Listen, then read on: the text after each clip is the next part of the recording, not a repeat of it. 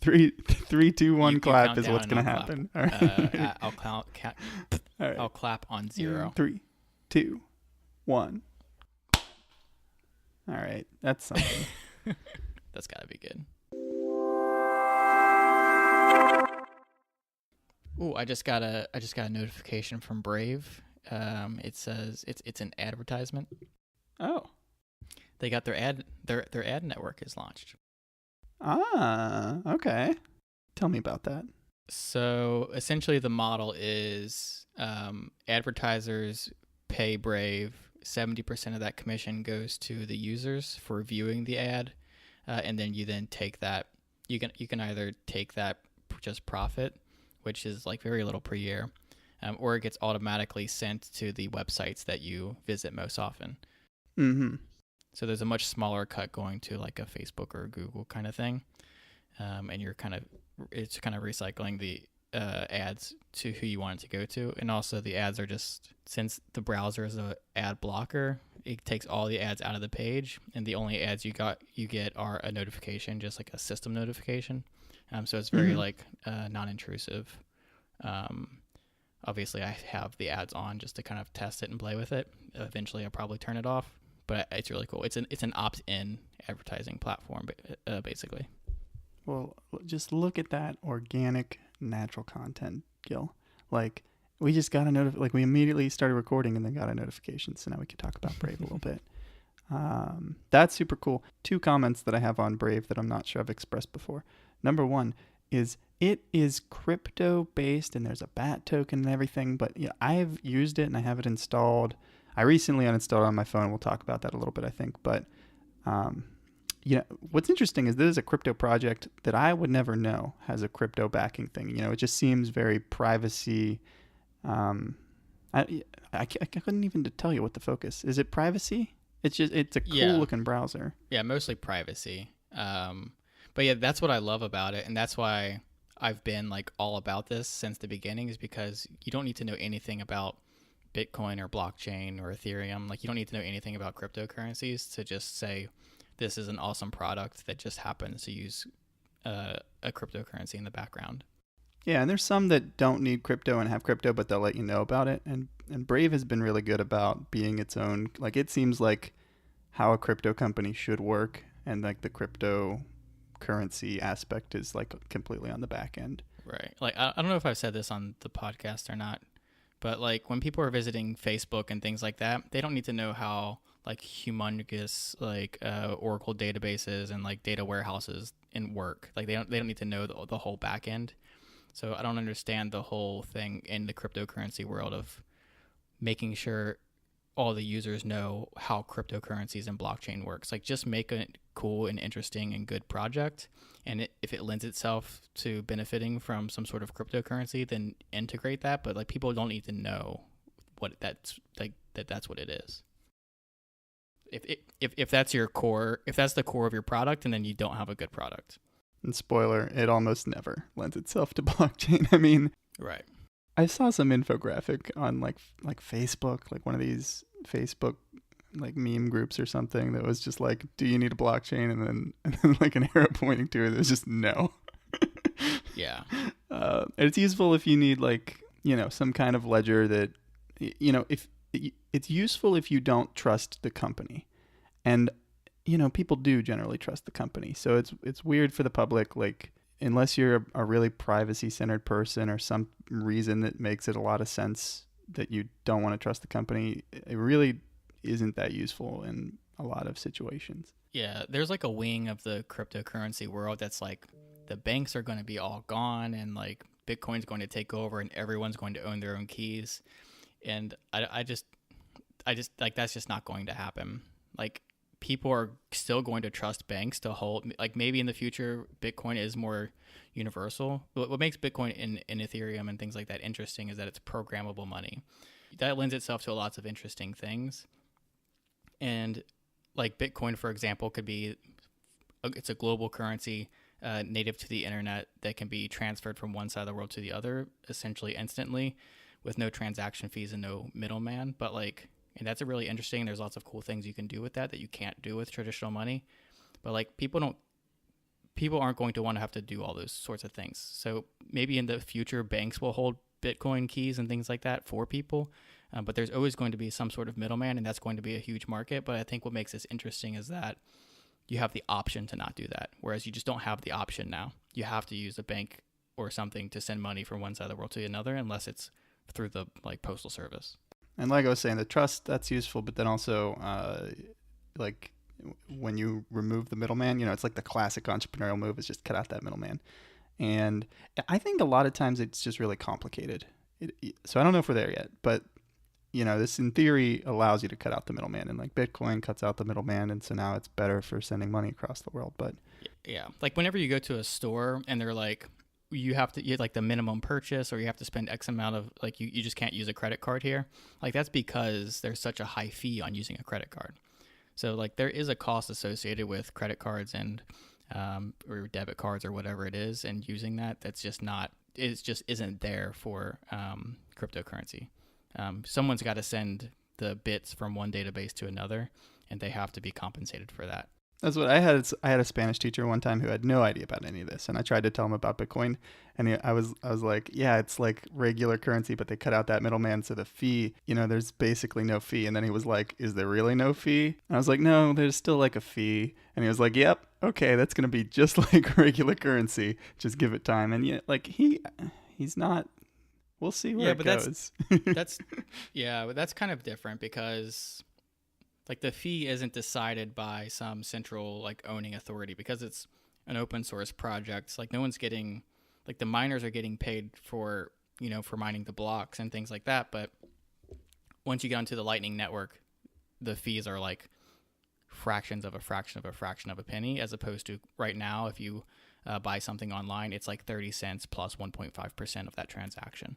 So a fraction of a penny, or, you know, 2 to 3%, depending on what it is, higher if you're buying small, cheap things. Yeah, I think this lends itself to, like we said, is like you don't need to know that back end. It kind of will sort of be the same, but better. And there will still be fees, but less. And, you know, people could theoretically, like, it'll be cool. I bet at some point you wouldn't even be able to, like, common knowledge. If you ask people, they won't know that they're using some kind of cryptocurrency, and they will be. Right. That'll be a neat time. Yeah, right. Okay, so Gil, the other thing about Brave. So this OSINT, like we talked about last episode, it's like a privacy podcast that I just found. The guy on there, he does not recommend Brave on the premise that it is built on Chrome or Chromium or whatever. Yeah. Yeah. So he likes Firefox, which they're also super privacy centered. Right. But the guy that started Brave also started Firefox. Oh, really? Right. So he knows. Yeah. So he knows what he's doing with that. But I wish it wasn't built on Google. I don't like that, but yeah. But it's built on Chromium, which is also open source. Yeah. I don't know the details really, but the guy on the podcast, he knows that. Like, he mentioned Chromium, and he still feels like it's a Google code base. I'm sure he knows way more about it than I do, but I guess I just kind of have my trust in blanking on his name now, but the guy that started this. I have no idea. He created JavaScript and started Mozilla, or started Firefox. Yeah, I don't know. Maybe one day I will, though. Maybe he'll be, you know, like I remember when I was like, is Jeff Bezos, like that was actually an extra credit question on a test one time, is what is the CEO of Amazon? And I was like, somebody told me right before the class, because they had the test in a different period, and I got it right. But like, I had no idea. And we're past that point. Yeah, now everybody knows. Is it a household name that people know? I don't know. I guess I overestimate what people know sometimes. Oh, his name's Brendan Eich is the CEO. I would never have got that. Speaking of cryptocurrency, actually, you're the one that told me about CryptoKitties when we first kind of started this podcast. Oh God! Don't tell me that they're like even more successful and valuable now. No, not really. Okay. But they reached out to me to to watch me go through one of their new products, which was very interesting. What? Because you had an account or something, or? I don't even know how. I must have signed up to their email list at some point and checked some box that said that I was willing to do any sort of like beta testing. I'm also on their Discord server. But they wouldn't have gotten my email address from there. But anyways, I was just playing around with it a little bit ago, like trying to learn more about Ethereum applications. Mm-hmm. And so I started playing with CryptoKitties, and I must have signed up for something at some point. The new product is actually not good. That's basically what I told them. Is like I have no use for this, but it was still an interesting process. Like they watched me walk through it and said, "What are you thinking? Why are you clicking on this? And like, what are you expecting to happen?" You're definitely allowed to talk about it, right? Yeah. It's they've released it now. I actually don't even remember what it's called. It's essentially just like a collectibles wallet. So it would be a wallet that you manage your like collectible items in. So for example, I'm sure very little people are aware of what non-fungible tokens are. So I'll do a brief explanation of what that is. But in cryptocurrency, there's the currency side, but there's also this very interesting side called non-fungible tokens. And these are things that, like, the same way you can own something in real life, the same way you own like a laptop or a desk or a car, and that's yours. You can own things in the digital world. So whereas now if you go into a video game and you buy a car or a gun or a helicopter or something like that, that's only within the database of that one game. What non-fungible tokens do is it's a decentralized ledger essentially that says you own this item. It's something that it's not divisible because it's a thing. In CryptoKitties' case, they're all individual cats, and you own that cat. Mm-hmm. And because it's open source, that can be used in any variety of things. So I could, if I wanted to, start a game that used people's CryptoKitty cats, and they would be able to transfer those. So that's interesting because in the example now, say you have a car or a gun or a helicopter in like Grand Theft Auto, and you really like that set of things, and you spent a lot of money maybe on those things, you can then transfer them to other games, potentially using a system like this. So you actually own it, and nobody can take it away or remove it from you. So that's what makes it very interesting. And this wallet that they created was just a way of managing those items. So you could see everything that you own in a wallet like that. It was kind of interesting, but the website sucked. The wallet itself seemed okay, though. That is interesting. I didn't know what that... I think I've heard the term or something, but I wouldn't have been able to tell you any kind of definition at all. I think that's one of the big things. That's one of the things I'm very interested in, because that's not like, it doesn't have to be a collectible system. Like I said, think of like Ready Player One, where you own like an arcade machine. Like say you have this loading room where you have like a couch and a TV and like all these things like in a VR world. Mm-hmm. In a system like this, you can actually own those where people cannot take them away from you. Even if the site or the company that owns the game goes out of business, you still own those items because they're assigned to your Ethereum wallet or whatever wallets that the token was built on. So that's what makes it really interesting, because in a future where we like... This would be somewhat of a dystopian future, but in a future where we all lived in VR, like there is no sense of ownership right now. It's just in a database somewhere that if the company goes down, the database goes down with it, and you don't actually own it. So that's what I think is really cool, is like being able to actually own these things. My mind is racing with possibilities right now. Immediate things that come to mind. Well, okay, so this reminds me, I watched the big Bitcoin guy, Andreas Antonopoulos. Yeah. He's just like a developer, I guess, for Bitcoin. But he's a huge name in that like community. And there's some quote out there from some talk he gave where he says like, people didn't understand what the internet would do. They thought it was going to be like a new form of faxes or email or whatever, or mail. And his example was that now you can live stream footage of a protest from a drone. And that's just like so far, like you build things on top of building things, and you just get these new crazy possibilities that you can't even imagine. And this just like instinct and gut feeling here sounds like, I don't even know what would be possible, but it sounds like a lot of things. Yeah, same here. Is like it's hard for me to explain exactly like what sorts of things you could do, but just that foundation of like being able to actually own a digital item is it's same thing like you just said. Like I can imagine a world of possibilities, but it's just like a few levels removed of where we are now that it's hard to kind of picture. I also think it'd be really interesting if you combine this with like property. And so then so Pokemon Go did this, right? But Pokemon Go owns it, and it's just constrained to that one game. Right. But if somebody became established as like it'd be decentralized, so they wouldn't really be in control of it. But if there were a project and there might be a project to kind of like chop the Earth up into little squares, and you can own a square that represents a certain geographic coordinate, and it became widely accepted.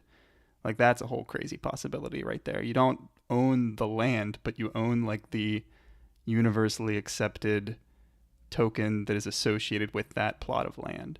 Yeah, there are actually projects doing that. I forget what they're called.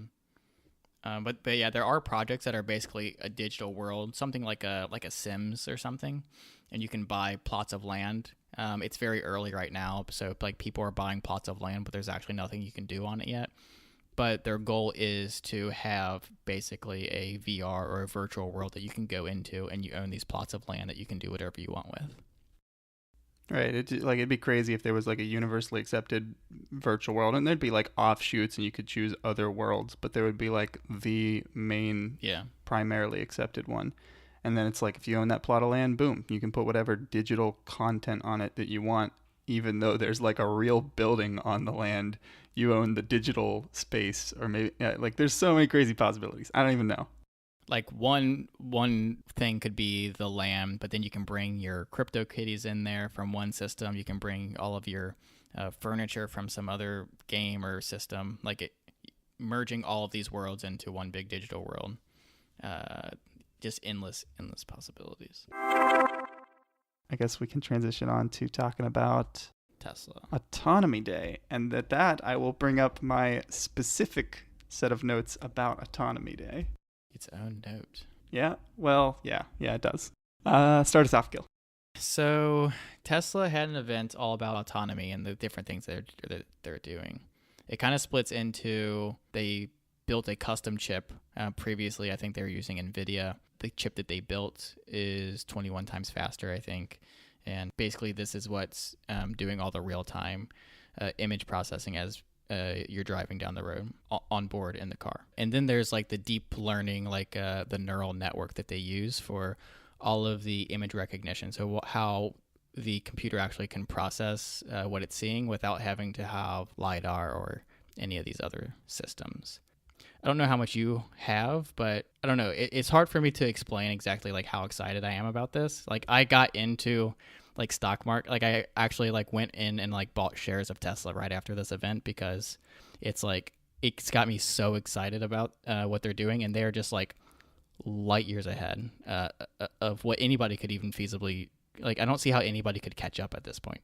Well, it's a good freaking time because this event was almost certainly strategically timed for right before their earnings, which were not good. And so they are sitting like 300 has been like the average-ish, I think, price for a long time. And we're down at 244 right now, which is like unprecedentedly low for the last couple of years. It's bounced off the 244 kind of support. Yeah, it's kind of bounced off that over the past couple of years, but it's haven't gone below that since it passed it the first time. So it's like it's at that now. So I'm like, I don't know. If it does go down, I'm just going to get more because I think they're extremely undervalued. I think their market cap right now is something like 40 billion, and there's no way they're not. And to put that in comparison, they're 40 billion, and like Amazon's almost a trillion. Like I don't see how Tesla is not going to be a $500 billion company. And so it's going. I don't know. I'm like just super excited about all this. I was starstruck in the way that I used to be starstruck about Apple keynotes by this keynote. And also I was dead set on investing after the Semi and Roadster reveal. Yeah, it's like they have some awesome potential. No other car, like all these other car companies, yeah, they have a little bit of self-driving, but like it's all, they don't get any data back. They have the fleet. Yeah. You know, they have cars out there, but they don't have a connection to get this data back. They don't have the right personnel. They don't have the artificial intelligence. It's right. They're not software people. Like they're not made for this. They're 100-year-old companies. They just don't know how to do this. Yeah. They are so set up to just crush the hell out of everyone. And like I was saying, I'm afraid Tesla's going to get too powerful, but I love them for the time being. I mean, they've only been they started making their chip 3 years ago, and it's already in cars, and it's way better than the NVIDIA chip. Like that's insane to me that you can not have, like, not even have started building your own chip at all, and 3 years later it's already like in every single Model 3. Yeah, and they made a point of how optimized it was, and that the second version of the hardware, or at least the chip, I forget what they said, Yeah. is halfway through Yeah. being completed. I don't know how interested people are going to be in the details of the chip, but one thing that I thought was really cool was that obviously if the car is driving you around, you want to make sure that it's very reliable. So like everything that's on the chip is double. So like every camera is connected. Like there's basically two computers on the chip. Half the cameras are connected to one and half the cameras are connected to the other. And they both process, I think it's like over 2,000 frames per second, and decide what to do in both chips. And then they talk to each other and say, do we have the same answer? And if they do, and then they do it. And if either one of those computers go down, the car can still drive itself just fine. So the level of redundancy, which obviously makes sense in a self-driving car, but the level of redundancy that they have in every one of these systems on the chip, it's just like there's no way that it can fail. Basically, like Elon said, like you're way more likely to just like pass out and be unconscious as a driver than you are for this chip to go down. I mean, it's something, Gil. And so here's the thing that I wanted to kind of point out. The way that it seems to me, I love, like everything I kind of thought about, I didn't think that hard, but I thought about like, like how could you hypothetically get information from the fleet? And I never was really sure what they were doing, and I don't know if they had ever said anything prior to this, but a couple of things that stood out to me. First of all, they don't take information from everybody, which is kind of interesting. So it makes me wonder if I had a Tesla being like kind of I don't know, I'm an unusual driver, would they even be getting my data? What do you mean? Like as an opt-in thing, or you're just saying like if somebody if you're saying like some people are bad drivers, I think obviously there's some sort of like average, or like it identifies the anomalies and ignores them or something. Well, I kind of wondered about this. I think so. The stuff is always running because it's all safety feature stuff. So you want it running, and the only times it reports back is they hinted at, they didn't get too specific, but one, I think they kind of filter out people that they consider to be like bad drivers or weird drivers, and or there's certain triggers. So they can program it to be like, whenever you see this specific, like they gave an example of a bicycle on the back of a car. So I think they had they programmed, hard coding. So it's like, it's not just pure AI and they're just letting it run. They just said like figure out driving and they just let it run infinitely. They've got a lot of hard coded stuff. And so they send out like, hey, send us back images of these bikes on the back of cars. And what do you mean by hard coded? I mean, like the information that is reported back is very much like a manual process. Oh, okay. I mean, it's a little, the AI identifies things, but what they tell to send back to, headquarters is like, there's a lot of human thought and manual work behind what data they're collecting, it sounds like. Yeah. So maybe I'll start with explaining kind of the neural network stuff, and then because it's kind of like you kind of have to have the foundation of that to understand what you were talking about. So essentially what the process is there's a computer that's somewhat of a brain kind of thing, but it's a learning computer. It's kind of like writing the code itself. It's not, someone's not programming in like, when this happens, do this. So what it's doing is it's reading all the data for every action that every user is doing within the fleet in every scenario using the cameras, and it kind of like finds the most popular path for each selection, and then kind of it keeps going through all that data and deciding like what it should do in every scenario. And once it gets up to a probability, they then run that in like what they call a shadow mode. So it's like, when you see this, do this, they'll send that out to the fleet, and then they can know whether or not their prediction was right. So if their prediction is regularly wrong, and then they have to manually go in and make that correction. So what you were talking about is, I think they were regularly getting wrong when there was a bike on the back of a car, because they were treating it as two separate objects, and they were tracking them separately. So basically what they had to do is say, no, this is one object, treat this as one object, feed that back into the neural network, and then it learns that this is one object, and and it can make that correction. Similarly with like road lines and things like that, if it doesn't follow what it thinks is the road, a human does have to go in and make that correction and tell it, no, it's this. But then later on they show like where it is now, and like it has the like altitude and curve and like bends in the road like for around the corner that it can't even see yet in a lot of cases. Because it's just like has so much data. This whole fleet of like 1 million cars or whatever is constantly sending data back. It's testing it. If it gets wrong, it gets corrected, and then it's feeding back into the network and just like constantly learning. And that's what makes them light years ahead, because like no other company could possibly have this data at this point. Like even ignoring the neural network that they've built, the custom silicon that they've built, the amount of data even needed, regardless of the hardware or software, no other company even has access to. Right, and they made a point about a lot of companies will tote their simulators or whatever, and it's just the real world has this long tail of possibilities that they're capturing with the real fleet out there. Oh yeah. And I won't even get into all the detail. Like they talked about so many methods that they have of like, they just take a video and they 3D recreate the entire street scene, or they take, there was some technique that didn't make any sense to me at all. And the guy basically said like, I'm not going to explain this, but it works. Like I forget even how it worked, because it's been a little while since I watched it, but they have so many, like they're getting it from all angles, and they're strategically picking the data to send back that they want. And the shadow mode, like you said, is a really important thing to mention, that they're kind of like testing it in a way that doesn't actually turn on the cars, but they get feedback on how well it works.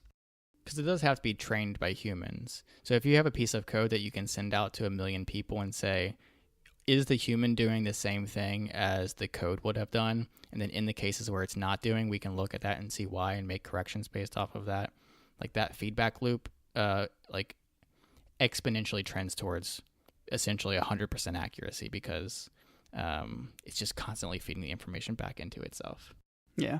And the other thing too is I kind of like, so Elon at some point said specifically, like, I don't know if he gave an example, but some stuff is apparently just super hard to ever get an artificial intelligence to comprehend. Like, I'm just going to take a guess and say like parallel parking is way easier to just hard code, right? So they just probably have like a little subroutine thing that runs for like a parallel parking, because they already figured it out with just actual real coding and not kind of this artificial intelligence that just generates code that nobody understands. So they have certain hard coded things, and I think like lane assist and like all of this is like they've kind of cobbled together self-driving out of these little features. He talks about like feature complete full self-driving. So it's like lane assist and lane change and sign reading, and it's all these little features, and a lot of them are not AI driven.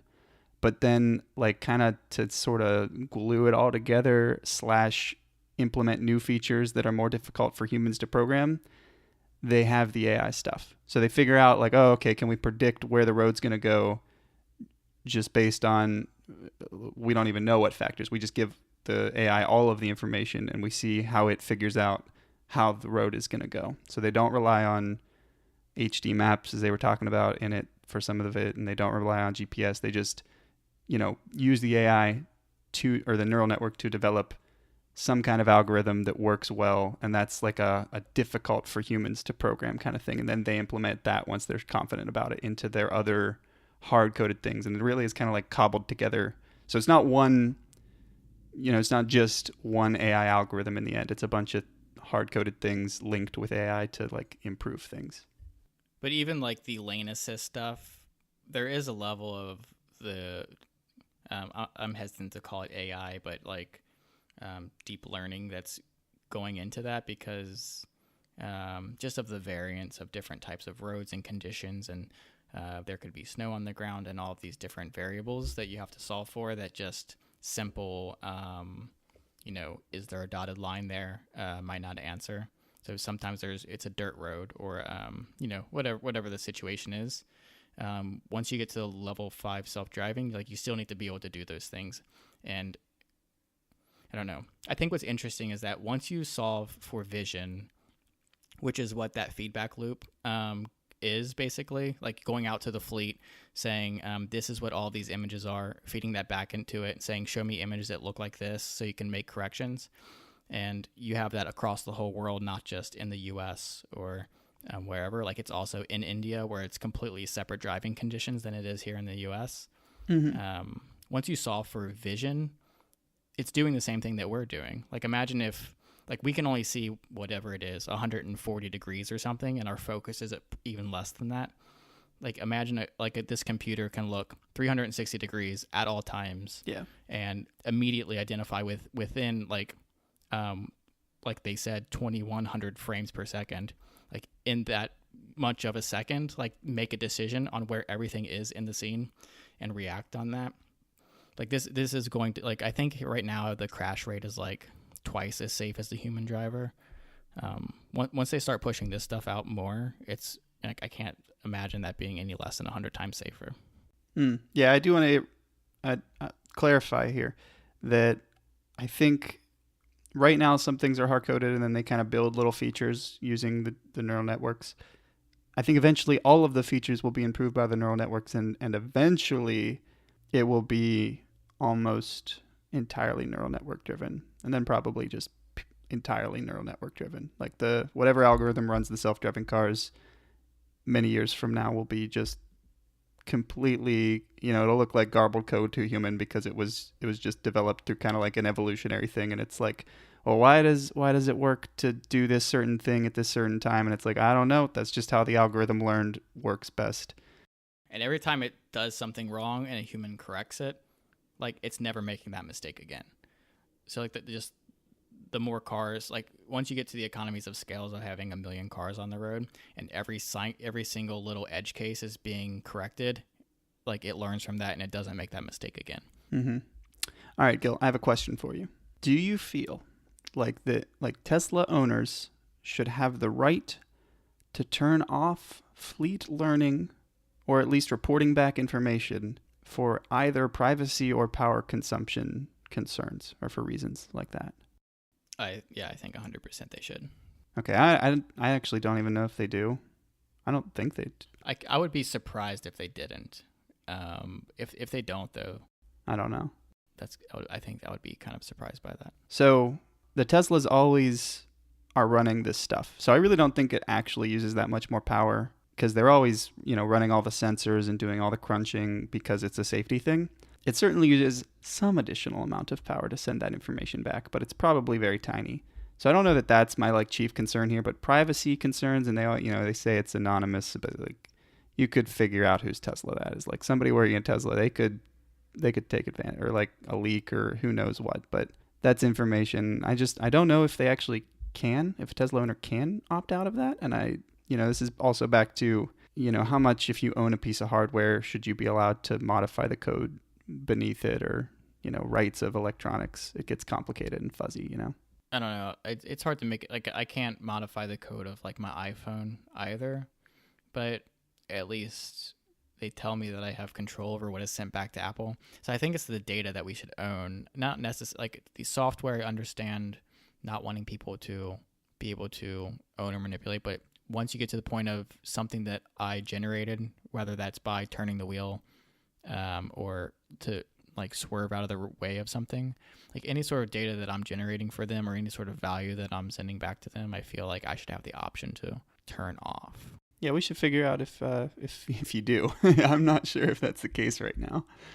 Yeah, I've never actually thought about that. I've just always assumed that you could, but yeah, that's a good thing to probably figure out. Yeah, and that a little bit ties into, I think at some point, oh man, I don't remember the percent, but they said that using self-driving, I think just to run the computer, so it is always using the sensors for safety reasons, but I guess it's got to be using the computer more when it's actually full self-driving. Yeah, it's a separate computer. And I think, did he say like maybe 10%? Yeah, but he said, like Elon said at some point in the presentation, that you will have less range as a result of full self-driving, which I had never thought of before either. It's kind of interesting. Yeah, I guess it makes sense. But yeah, I hadn't thought about that either. And he was also saying that he's pushing for like not the highest range battery, but like the mid to high tier battery, I think. Yeah, I wrote that down because I thought that was kind of interesting. Just because of how the economy of that works. Yeah. And what was it? It was just because they can make more cars if each battery is less power? Because Yeah, from what I understood, maybe I understood it wrong, but from what I understood, like the power usage that you get basically per cell is less at the higher range battery. So if we're talking about how much power is used per cell, I'm imagining at a certain point of like the battery getting bigger and bigger and bigger, each cell is contributing. Like it I don't think it's a linear line of how much, power that you can get from that battery.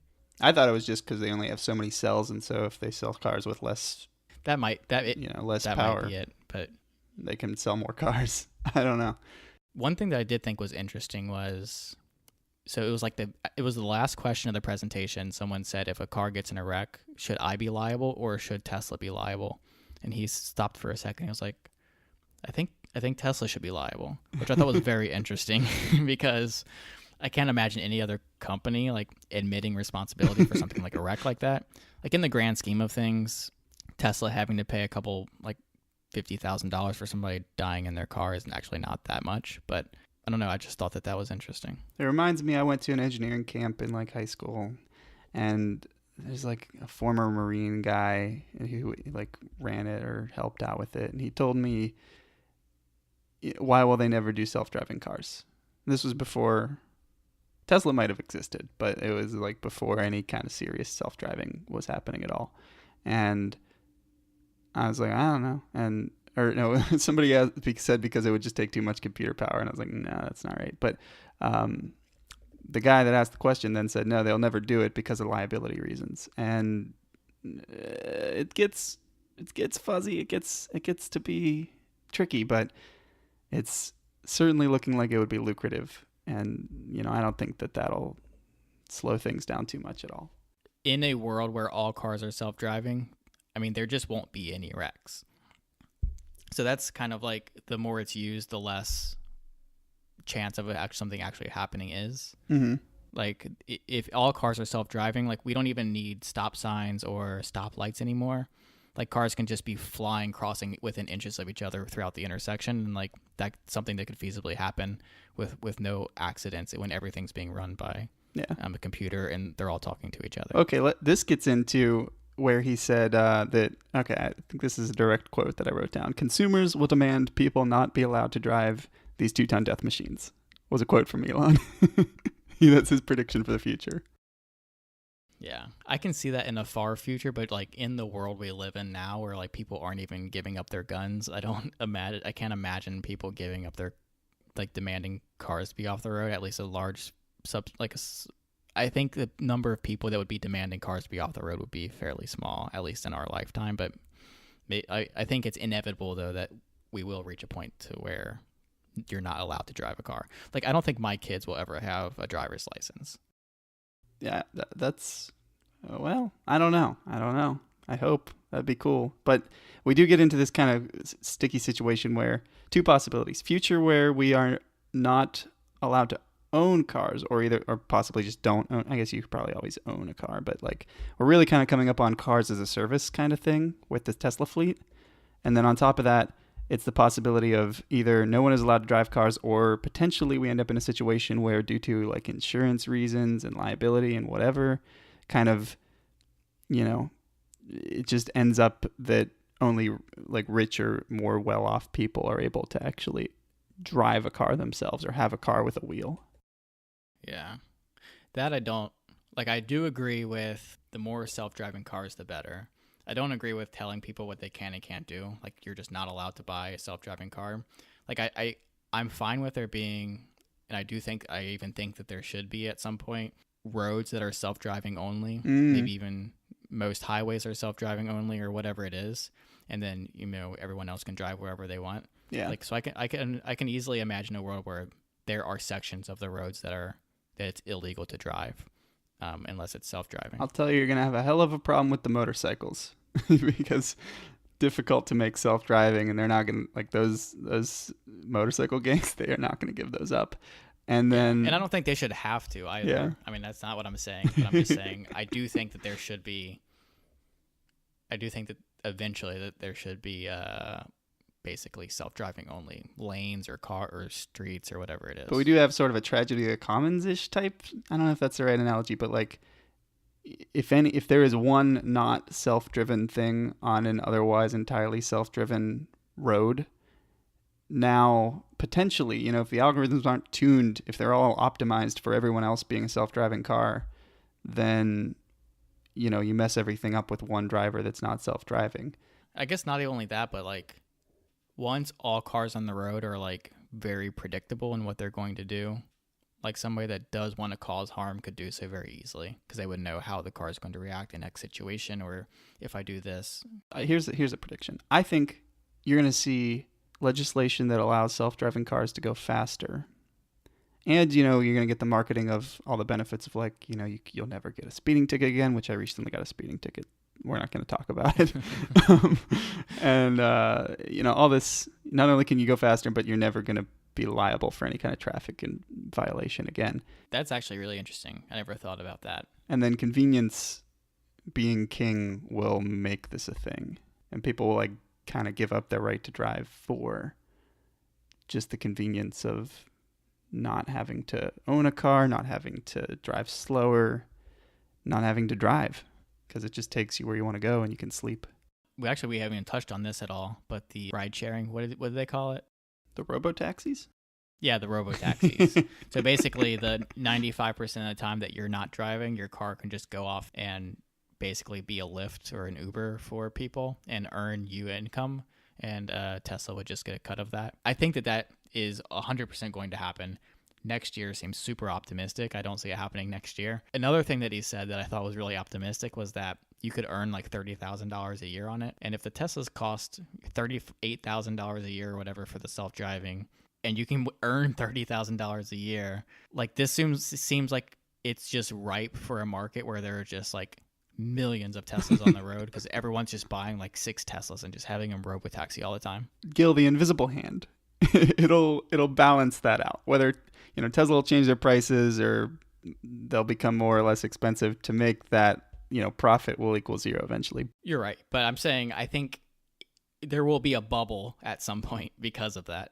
It'll eventually, I think, even out, but I just see like a huge bubble at first where everyone tries to do this, and then all of a sudden like no one's making any money, and then like there's this big issue because of that. Well, my favorite moment in the entire presentation was some guy asks Elon, he's like, I have a Model 3 and I'm going to get the Roadster. And so why would I give it back to you when I can just let it operate autonomously all the time and make me money?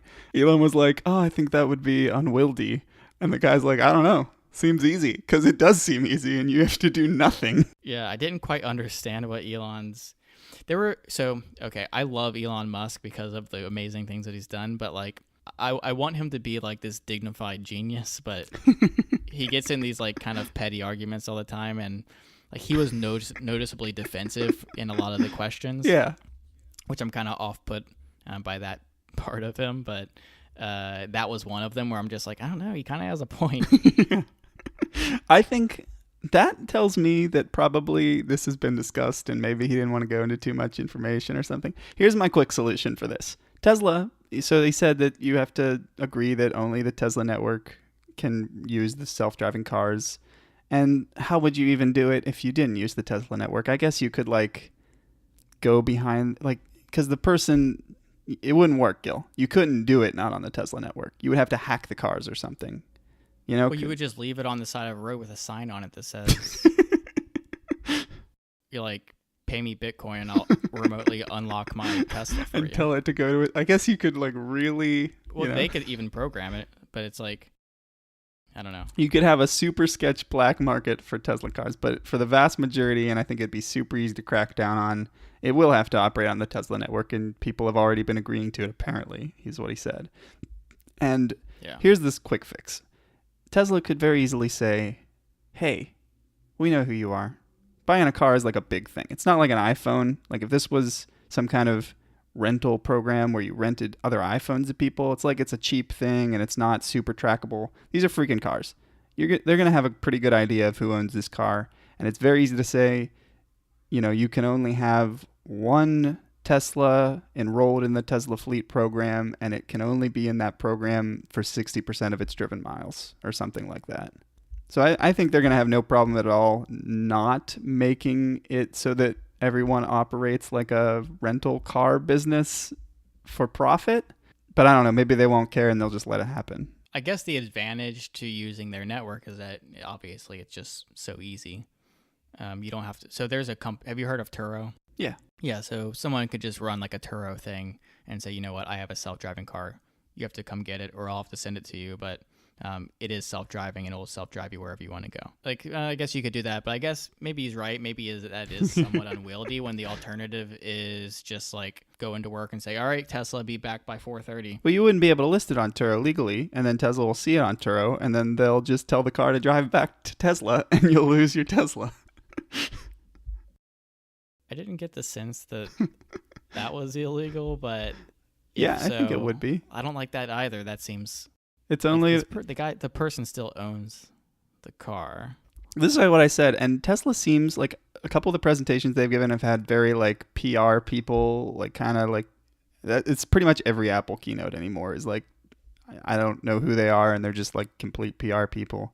And I feel like Tesla's getting a little corporate, and I feel like they're gonna have that. You know, they're open about their patents, and they're very like, oh, we just want to transition sustainable energy, but they're shareholders, and Elon Musk is the majority. Or I don't know if he's a majority shareholder, but he has a crap ton. And at some point he's going to die, and at some point it is going to be owned by the shareholders, and I'm afraid we're building a monopoly that's going to say, hey, you know, all our super advanced autonomous technology can only be used on our Tesla network, and we're going to have a problem. I would love for him to say, like, if I die, open source, like all the data, like everything. Yeah, just everything. I don't see that's out of the realm of possibility for him, but it's probably unlikely, especially like you said, they have shareholders. They would not be open for that. But I love so Elon's response to that whole "Can I start my own rental car service?" was he kind of like furrowed his brow and he was just like, "Try it then." Yeah. So we'll see what happens. I don't know. Maybe they'll put some limits on it. Maybe it'll just be free reign. And you know, he said in the past. So he said this is a new thing. He said is if it doesn't have a wheel, it might be able to be made cheaper. Yeah. Because previously they said 35,000 was like as low as they were ever going to try to go. Apple said that too, and now they make, you know, or refurbish. There's all kinds of. I think there'll be cheaper Teslas once the leases start going up or ending. I don't know, I guess next year or the year after, the 3-year leases, I think they are. There'll be a whole flood of second-hand Model 3s on the market. I think what I'm saying is Apple said they never make an $800 computer because they just couldn't. And now they're saying the iPad is a computer replacement and it starts at like $800. So one way or another, I think we'll get there. Maybe part of it will be saving costs by removing a wheel and it's entirely self-driven with no other options. And then, of course, a while ago, Elon said, you know, you subsidize the cost with not only tax incentives because it's an electric vehicle and the government gives you that, and you save energy or you save money on gas or using electricity rather than gas, but also you just rent it out to make up for the higher cost, you know, in the time you're not using it. Yeah, I mean, I do think $30,000 is high.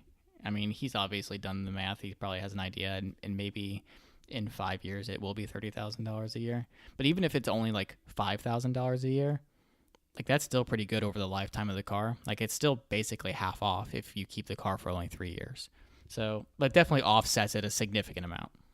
Yeah, no matter what, if they're the only ones in town, and especially if Elon's still there and he's trying to make this company seem super cool and hip, and I mean, you know, it's like a really cool company right now, and they'll respond to tweets, like Elon responds to tweets, and they want it to be something that people like a lot. So if we get this full self-driving fleet thing, while that still is the vibe that Tesla is putting off, it's going to be awesome, and it's probably going to be very lucrative.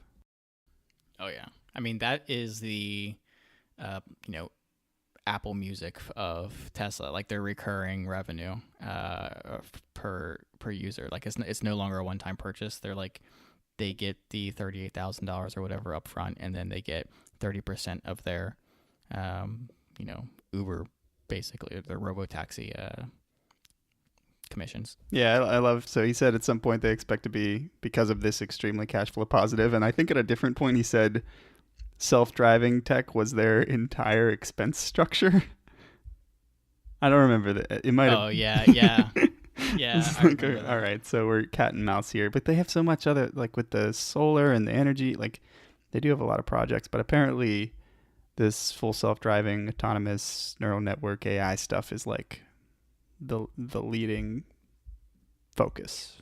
I mean, I could imagine a world where they have some sort of subscription service on self-driving for semis and people would still do it.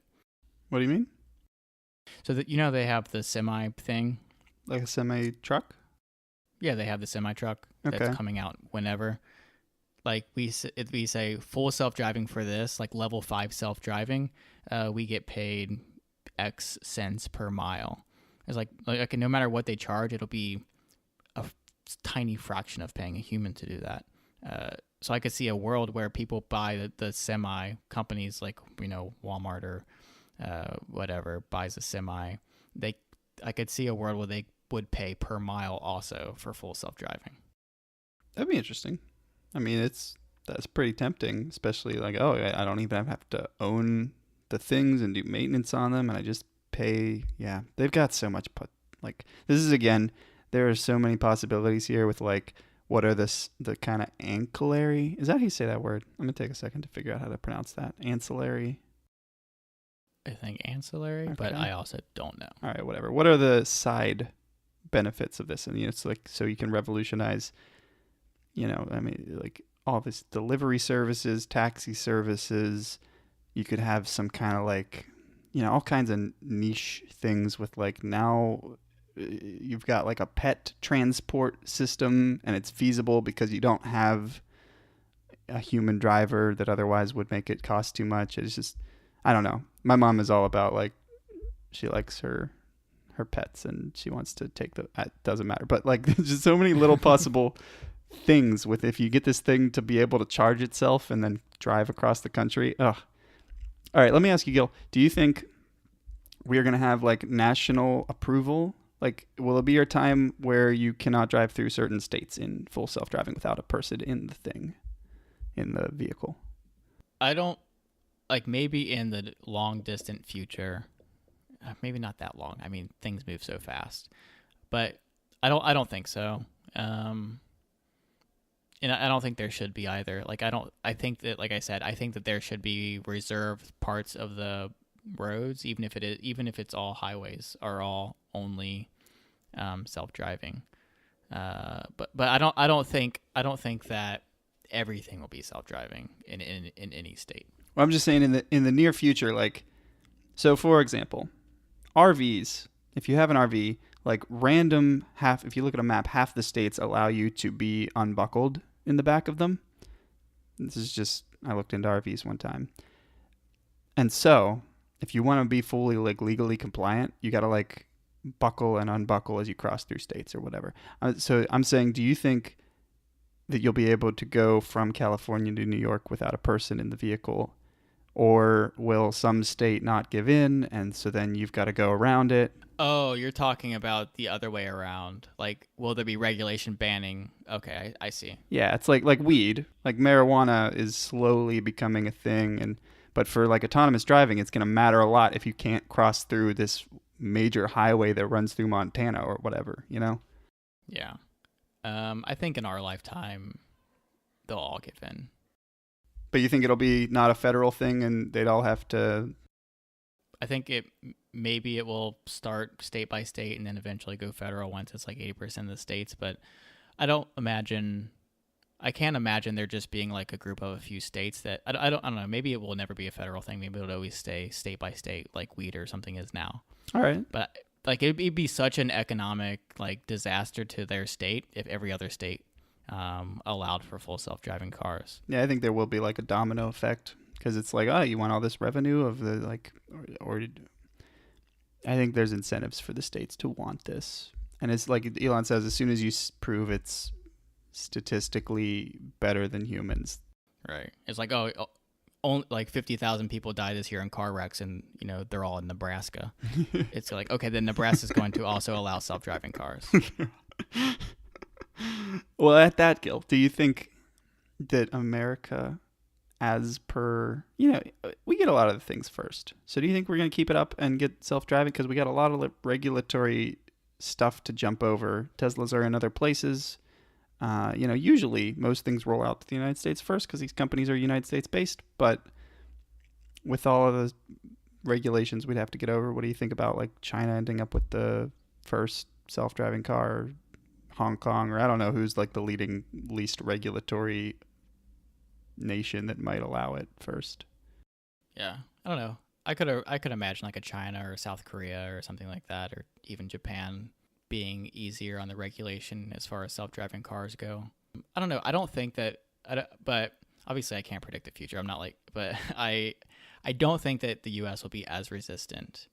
Because Tesla has so much data. Once we can say that, like, it's 100 times more safe than a person driving, it's, if you got to figure out the edge cases of what happens when something does go wrong. But I don't know. I would be surprised if there was a lot of resistance. It'll be highly regulated, but I don't think it would just be like outright banned. I don't know which way it'll go, but I just know that if China starts to get crazy economic, boom from self-driving, it's going to become legal here pretty quickly. Maybe even just for commercial purposes at first. I don't know about like the private versus, public sectors or whatever. Maybe it'll be a commercial thing first. And there's like such a clear measure of, deaths in cars. Like there's such a clear measure on how it's working. Whereas like there are other countries, like for example, I was in India and everything, you can buy anything at any store using a QR code, using an app on your phone, which I wish were happening more here, or even just like everything working with Apple Pay, which of course is specific to Apple. Like the QR code thing could be more universal. Mm-hmm. But like just like mobile payment type stuff, other countries are doing faster, but it's not like as easy to measure the impact of that as is deaths per mile driven. Mm-hmm. All right, I got one more speculation about the future question for you, Gil. So Elon said that there will be phases, and he even used the word like amphibian, like there will be some kind of weird, awkward transitions or something. So I have 3 categories to consider here. Cars with wheels, like steering wheels, and without steering wheels. That's 1. 2 is cars that you can sleep in versus cars that you cannot sleep in, as in, I guess, I don't know the levels of autonomy, but it's like you don't even need a person in there, or the person can be asleep, right? So like, is that 5? Like level 5? So cars that you can sleep in or not sleep in, or be in or not be in. And then the third category here is whether it is like taxi, or as Elon calls it, so like CGP Grey again, big influence on this podcast, and he made this huge effort to call autonomous cars autos, which I like. Yeah. Elon's just like robo taxis. That's what they're called. And I almost feel like that's going to be, like, I forget, didn't they call airplanes something really weird when airplanes were new? I don't know. Or they might have called them like aeroplanes or something. Like, I feel like that's going to feel like one of those super old words. I hate that name. It's awful. Yeah. People didn't understand what these things were, so we had to like combine 2 words so that they understood, it's like a taxi but driven by a robot.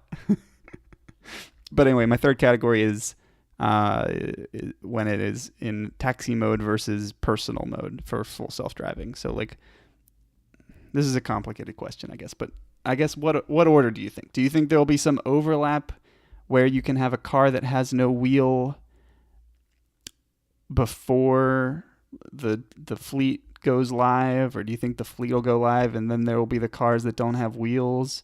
And I think he said at some point that the fleet will be live, but you will have to be at the wheel before it's like a thing that you could be in the passenger seat or asleep, or the car could drive.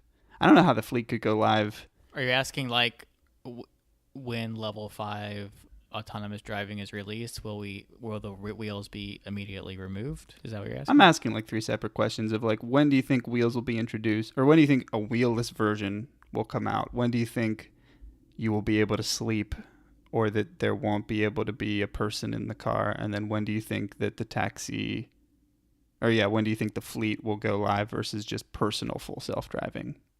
I don't know. It's just kind of timeline speculation. Your question earlier about like will states just outright ban self-driving? I don't see that happening at all, but I could see a version of the future where like you have to have your hands on the wheel for like way too long than is necessary. So like self-driving cars could act like essentially like statistically perfect for 50 years, and they will still say you have to have your hands on the wheel. I could see that happening. That's hard to. I don't have any prediction for that. But I would imagine that would actually take a long time for us to transition to no wheel. Well, then obviously, yeah, you need a wheel in the car if that's a requirement. And I don't understand now that I think about it how you could. I think Elon said this, but I think he said there will be a transition point where you need a person that is not asleep, like in the driver's seat, monitoring while it's full self-driving for the fleet. But how could you dispatch it to the person? Because it would have to be empty, right? Yeah, you're right. Maybe I misunderstood something. That would be a huge killer to the robotaxi thing. Because it has to drive there empty. He said that he gave some percentage in his like estimate of how much money they'll make of how often it'll be empty. Yeah. Have you seen these like Car2Go and like Lime Bike has like cars now where it's just like cars on the side of the road that you can walk up and get in and they'll drive you somewhere? Who will drive me somewhere? Or no, sorry, no one will drive you anywhere. It's just like it's like by the minute renting a car. They're just like parked all throughout different cities across the country. So in Seattle, there's one called Car2Go, and they're just like parked all over the streets. That's interesting. And they show up on your phone. You go pick it up, and you pay whatever it is, 30 cents a minute to drive it. So I'm a big get around user. Well, I mean, when I'm in places that have get around, and that's you can rent by the hour, and it's like kind of Airbnb where anyone can list their car. That sounds similar. But that's owned by a person, though, right? Yeah, the cars are owned by a person. Yeah, these are all owned by like the Car2Go company, and they're just like parked everywhere throughout the city, like kind of like the Lime bikes and the scooters that you hear about. Yeah, I haven't seen that. Louisville's not cool enough, but I'm sure Seattle is. But I guess what I'm saying is like in a world like I could see the regulation happening to where you have to have your hands on the wheel, and in that world, obviously the robotaxi thing isn't going to work the way he explained, but it could certainly work the same way as that. I see. Yeah. Where Tesla is just like, okay, you guys can't do it, but we're just going to park Teslas all around major cities. You're starting in LA and then, move out to other cities. And you just get in and it drives you, and it's not going to drive without someone in the car. With that thing that you just said, do they have to park it in a designated spot? Or do they have to park it back where they got it? No. So I guess they have some kind of deal with the city. So, but no, some of them. So there's another one called Zipcar. I think those do have to be parked in a specific spot. But the Car2Go's, you just park in any open parking space anywhere, even if it's like a metered space. You just park it. That is interesting. I don't know. Well, let's just leave it at I'm excited to see how this all plays out. I don't know when you're going to get to sleep in the car. And then maybe the wheel comes later, or the wheelless edition comes after they're comfortable with people being able to sleep, or without anyone in the car. And it's inevitable, and Tesla is light years ahead. So like whenever it does happen, they are going to be the best prepared for it. Future is fascinating. All right, Gil, one more thing about the Tesla thing, and then I'm done. I've literally burned through my list here. Okay. There was mention of what can the car do. I love the questions. These were really nerdy people. I'm not sure who was there and why, like if it was reporters or what. But somebody asked like what can this really powerful, I mean, admittedly very optimized for self-driving, but what can this computer do while it's sitting in the garage? And Elon actually entertained that thought with something like, I think he actually said AWS for the Teslas. I don't know. That's just an interesting possibility to consider that, like, since it's basically a supercomputer, albeit optimized. I think I missed that one. Yeah, that's really interesting. Just mine Bitcoin. Mine Bitcoin. Yeah. Or since it's optimized for self-driving, I assume the actual best purpose would be something like, just churn through self-driving scenarios or something. Yeah. Analysis or whatever. have a mesh or what do they call it when it's like SETI at home, like a decentralized network, or When it's what at home? like SETI at home is like kind of one of the most famous projects for like distributed computing to try and find like just anyone can use their computer and the resources. They install an app and it just crunches numbers basically for the SETI organization. Okay, I'm not familiar with that.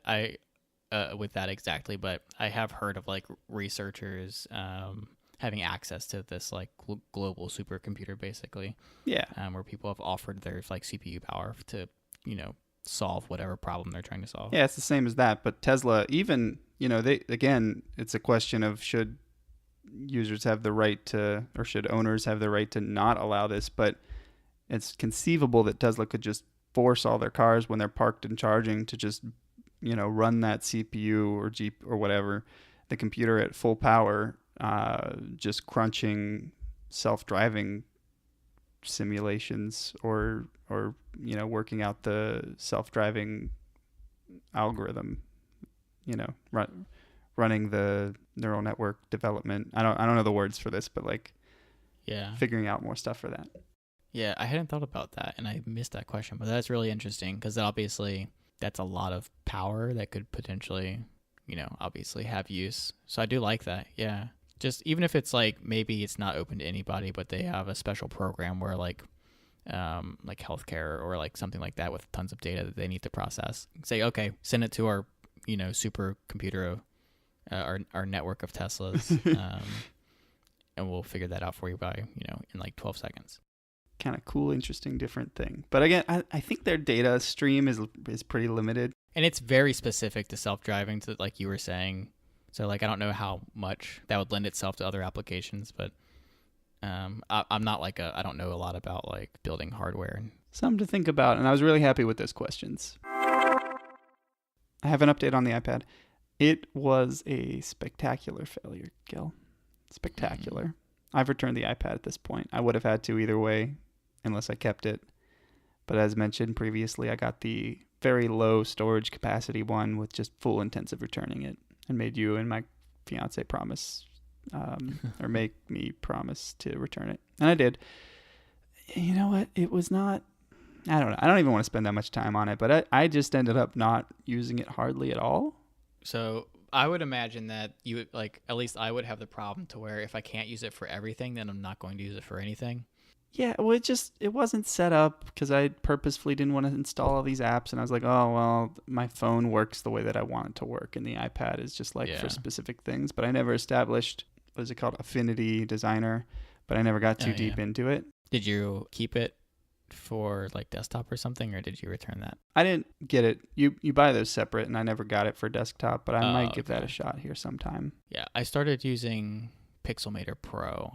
So I used Affinity, but I was using it for like photo editing. It was confusing to me. There are like a few different modes to do things in, and I didn't really understand what the different ones were for, but that could just be me being lazy and not looking too much into it. I think I like that idea, but it's a little weird. A lot of CAD programs have like workbenches. You can go into different like workbenches. Yeah. So I don't know. It's an interesting concept of like it almost makes it a different software for what you're trying to do, like whether you're, vector, raster based stuff and exporting. It's a good idea. Okay. That wasn't, I guess it just wasn't clear to me. So maybe it was just like a UX issue more than like a actual like the feature set. Yeah. I don't know. I don't hate that, but I mean, it seems like slightly better and also in some ways worse Adobe Illustrator. And I was just like, well, I didn't really like that much, and that's where I left it. So my new system actually is basically I just went to like level 2 of minimalizing my phone. So I deleted as much as I could. I got rid of YouTube, my podcast player, Safari, the App Store.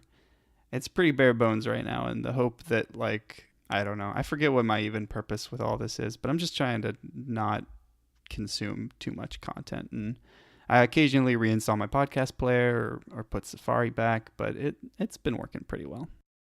Talking about consuming, so maybe this can be a complain and praise corner for Apple News. Oh my gosh, Gil. My notes. So now that we got through, well, no, my notes are set into 2 sections. One is random things to talk about, and the other is twice as long, and it is things to complain about.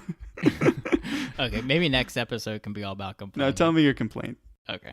I won't do any though. It's quick. So I've been using Apple News, and I actually like it a lot. So before I stopped, I've like started and stopped using it a few times because I use Reddit and I really love Reddit. But I think the thing I like most about Reddit is like the comment section and like interacting in there more than like reading the articles. So I don't actually read a ton of articles through the feed in Reddit. But what I've found is that the articles that I'm surfaced in Apple News, I'll read like the actual article and I don't go straight to like a comment section because there is no comment section. And as I've started liking and bookmarking things, it's actually done a pretty good job of recommending things that I'm interested in. That part I do like. I like how it's all laid out. We've kind of got this tile thing going on. There are a few gestures that you can do like per tile, which I think it's all set up really well. But maybe a month or two ago, they introduced this thing called Apple News Plus. Are you familiar with this?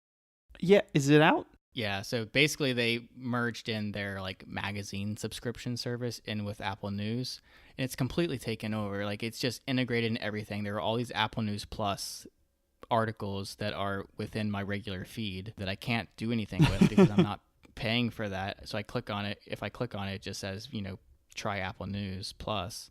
Like, no, I don't want to do that. And it's like every like fifth article in here, and then there are whole sections that are nothing but that, and there's no way to disable it. And then on top of that, there are only 3 bar button items, and one of them is Apple News Plus. So there's a bar button item for something that I'm never going to use. Yeah. It's a complete waste. And then to get to my bookmarked articles, I have to go into like the settings area, scroll to the bottom, and then click on saved stories. So like the thing that I want the most is hidden in settings, and the thing that I'm never going to use is front and center in the middle of my navigation.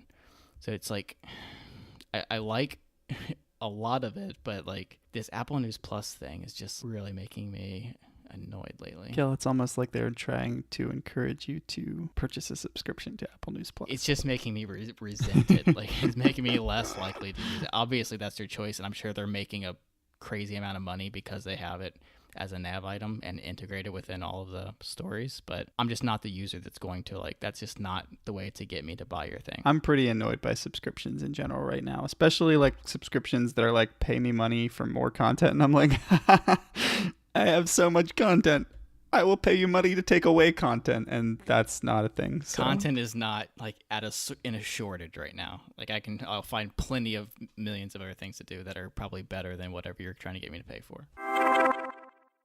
So I texted you, and I cannot believe, Gil, that there is not a software that is for vector art. Pretty simple vector art. It doesn't have to be, Affinity Designer, all its examples are like this crazy, beautiful artwork and like gradients, and it looks like a painter, like from the Renaissance era, but modern.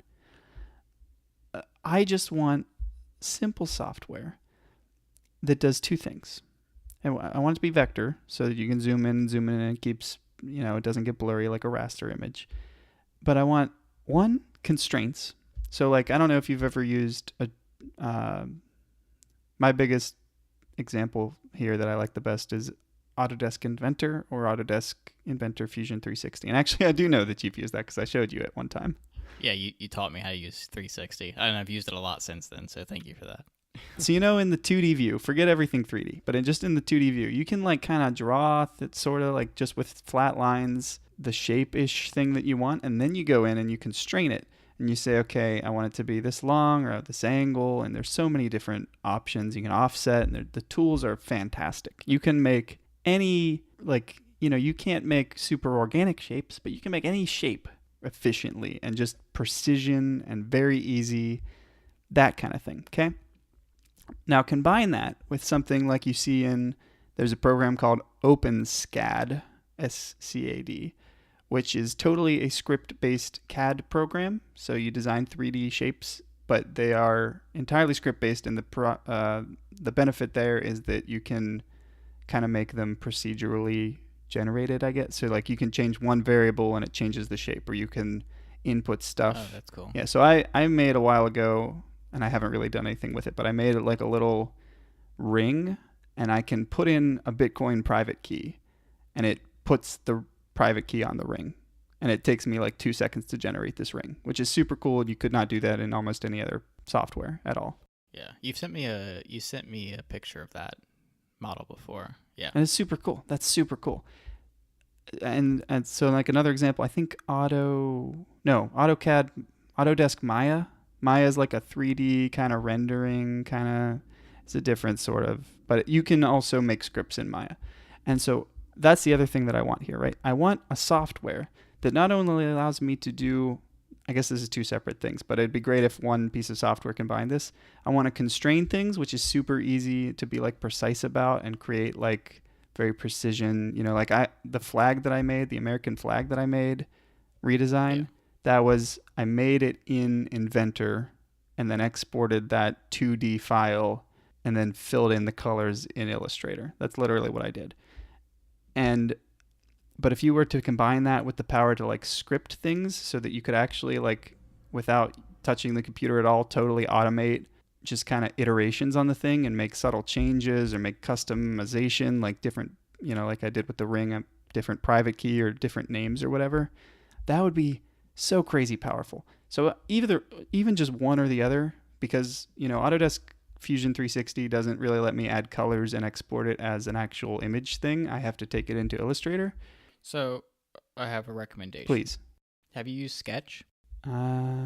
N- So Sketch is it's kind of like taking over for Photoshop as far as like web design goes. okay.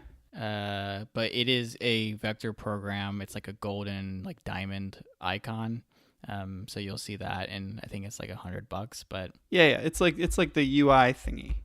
yeah, but it's got constraints, and it's got this thing called symbols. So you design like a line item, like say you're making a list. You could design everything in that list. Maybe it has buttons, maybe it's got a few columns. You can then create that as a symbol. You can set certain constraints if you need to stretch the list down and you want certain things to stretch and certain things not to, but you want one row to be taller. But you can use the same symbol for every line item, and then every item in that symbol is a variable that you can change per line item.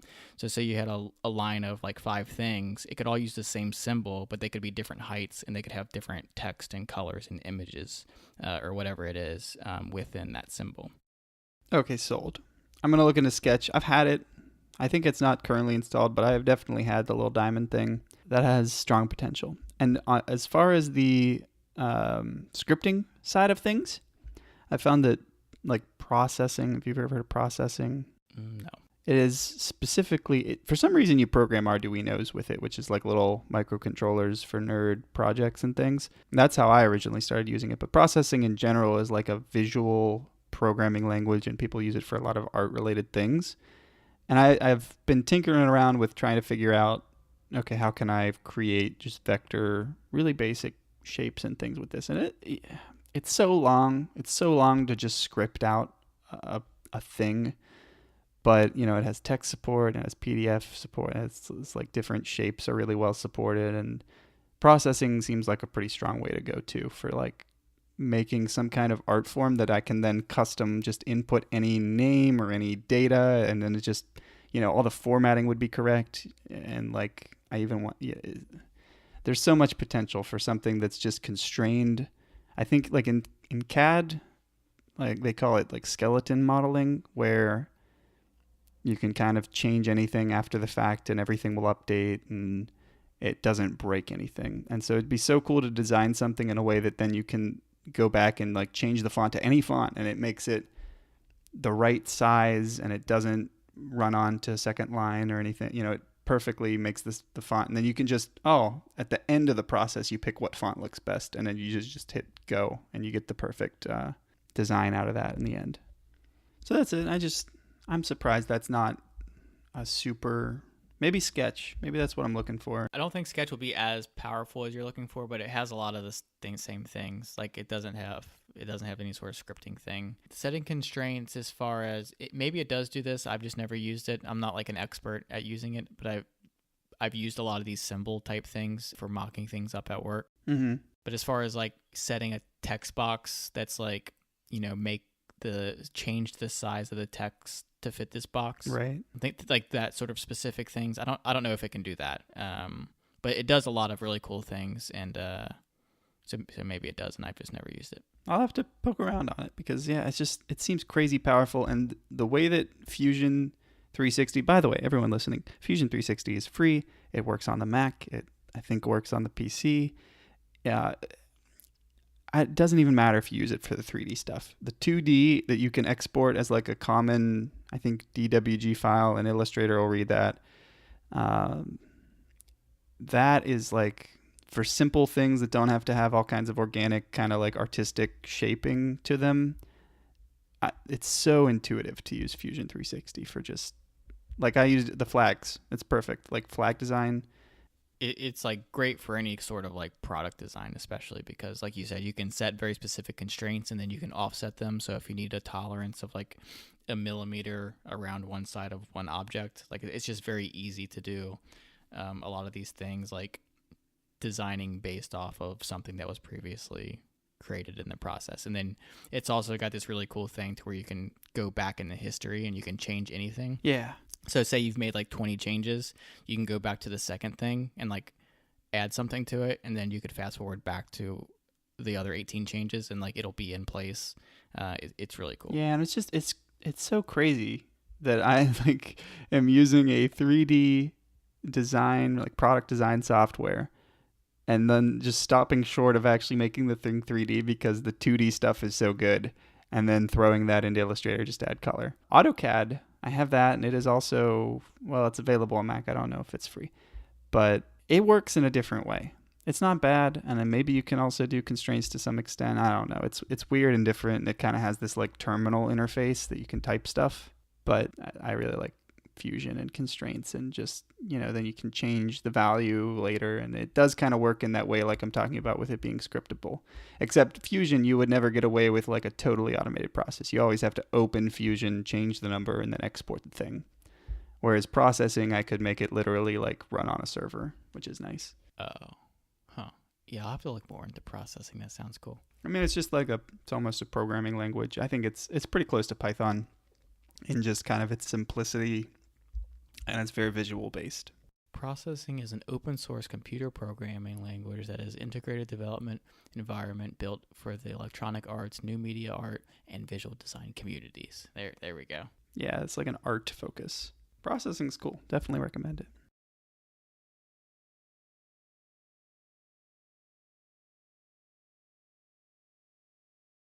Oh, wait, I have one more thing for it. Okay, so you know how the Tims are Hello Internet people? Yeah. I think that our fans need to be called Craigs. Oh, that's pretty good, actually. I hesitate a little bit in case any other podcasts are using. I think we have the best freaking setup. I hear other people doing other things. I don't see a lot of people recommending, you know, we both have these microphones. I think this is the best microphone. Yeah. We got our Discord, we got our Logic, and we got Craig running. Yeah, we've got a very solid, like, primary, secondary, like, recording going on, like a good backup in Craig, old reliable Craig. And I love Discord. I reiterate that it's ridiculous that I'm scraping together these tools like, Discord, and then let's install Craig, and then let's record on Logic. Like, there should be a software for this, but I digress. But I do like our setup, and I do like Craig, and I think that should be our fans' names.